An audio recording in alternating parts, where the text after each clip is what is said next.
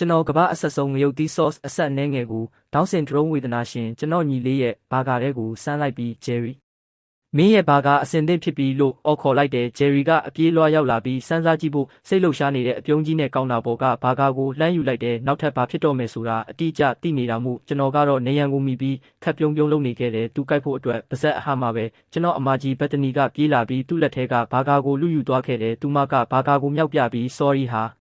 ငါရဲ့ autism စိတ်ဆွဲကြောင့်အစားအသောက်တွေလူစားမိတာကိုမထိန်နိုင်လို့ပါလို့ပြောတယ်သူမကဘာကာကိုကိုက်လိုက်တဲ့အခါဂျယ်ရီမျက်နှာချက်ချင်းပြတ်သွားပြီးမျက်ရည်ဝိုင်းနေတဲ့မျက်လုံးတွေနဲ့ကျွန်တော်ကိုလှမ်းကြည့်တယ်သူကျွန်တော်အစားအစာကိုပြန်လူစားပြန်ပြီးကျွန်တော်ကဘာလို့ကိုဝိုင်းစားအစာကိုတခါမှစားခွင့်မရတာလဲဒါပေမဲ့ကျွန်တော်ကသူ့ကိုပြုံးပြပြီးဘက်တနီရှိတဲ့ဘက်ကိုလက်ညှိုးထိုးပြလိုက်တယ်ကြည့်လိုက်ဦးတငယ်ချင်း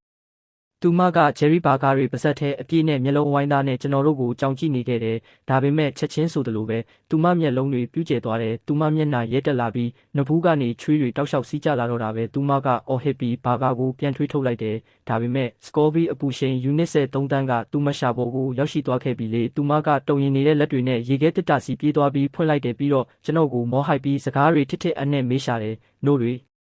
ဘယ်မှာလဲမင်းဟိုးတွေဘယ်မှာလဲလို့ပြောတာလားသူမကခေါင်းကိုအမြန်ညှိပြတယ်ကျွန်တော်ဘေစင်ဘက်ကိုလှမ်းကြည့်လိုက်တော့ဂျယ်ရီကနို့တွေကိုပိုက်လိုင်းနဲ့တွန်းချနေတာကိုတွေးလိုက်ရတယ် sorry ပဲ